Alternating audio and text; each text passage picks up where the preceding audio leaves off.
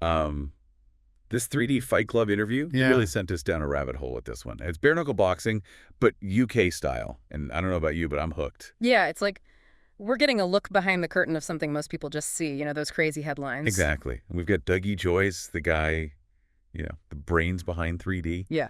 And 1 minute, he's like this businessman talking about global expansion, working with cage stars, legit organizations. Like he's diving into these accusations about the organization, about his brother Johnny Joyce. Yeah, and he does not hold back at all. Yeah. I mean, this is someone who seems to just run towards controversy.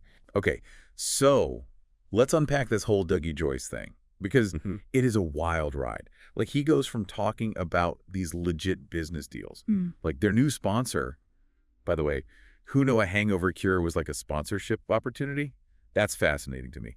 But anyway, he goes from that straight into pulling out what he says are legal documents from his solicitor to fight back against the stuff people are saying about his brother.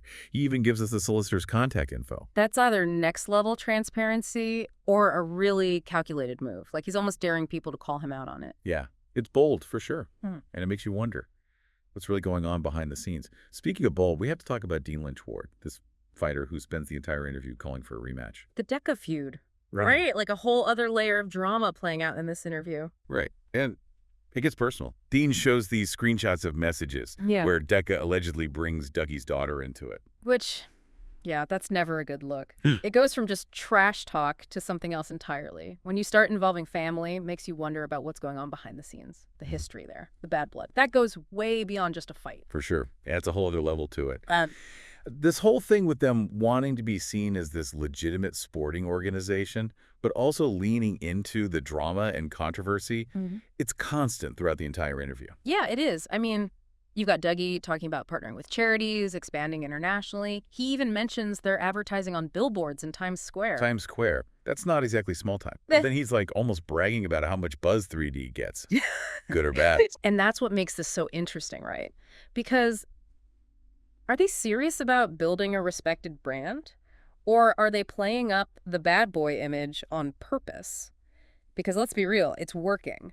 This interview alone has thousands of views. And that's before we even put out this deep dive. It's like they're walking this crazy line between, he wanted to be this huge deal in combat sports, but then they lean into that whole outlaw image. Yeah, and that's the question, isn't it? Because honestly, both can work so well.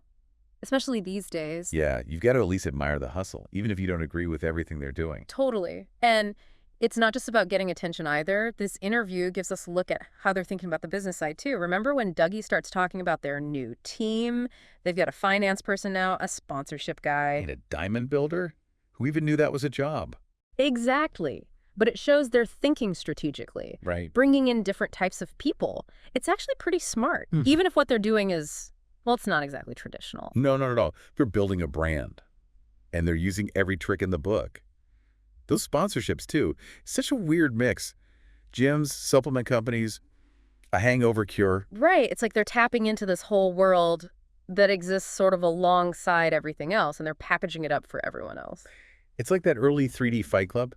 The one they even joke about in the interview, trying to fill those huge venues. That was their trial by fire. Totally. It was like they stumbled onto something real, maybe by accident, but it worked. To put them on the map. And now they're trying to figure out how to do it again without, getting burned. Which brings us back to Johnny Joyce. Yeah, the brother's legal issues. That's a whole other thing, isn't it? Because Dougie is so adamant that his brother is not a rapist, that those rumors are just completely false. And he's willing to go to bat for him, putting out these documents, giving out his solicitor's info. It's bold. And it really shows that us against the world thing they've got going on. Yeah, like they're saying, we're not afraid to fight anyone inside the ring or outside of it. And honestly, whether those documents are real or not, just the fact that he's showing them to everyone, it just plays into their whole story. It's almost like he's challenging anyone who doubts them. It's all part of the show, isn't it? It's like they know other people are watching, trying to copy him. Yeah, trying to catch that lightning in a bottle. Yeah. Right. Tough to fake that. And Dougie even calls out these other guys in bare-knuckle boxing, saying they're all just mimicking 3D, trying to get attention. He sounds kind of proud, though, right? Like, we did it first. Everyone else is just playing catch-up. Yeah, but it makes you think, are they cool with just being the bad boys? They talk about Dubai, working with cage stars, more established places. It's like they want to be taken seriously. Maybe it's more about control. They know what people think of them, and they're using it. Yeah, they're in charge of the narrative now. Exactly. Not running from their past, but making it part of their future. It's honestly a pretty interesting thing they're trying to pull off, being the bad boys, but also wanting to be legit and grow. Like, yeah, we're the controversial ones, but we're also here to stay. Yeah. Which, honestly, is a pretty powerful message. Makes you think, though, about us, too, right? We eat up the drama, the crazy stuff, but are we paying attention to the actual sport, the athleticism, these guys' stories? Yeah, it's easy to get caught up in the headlines, the controversies.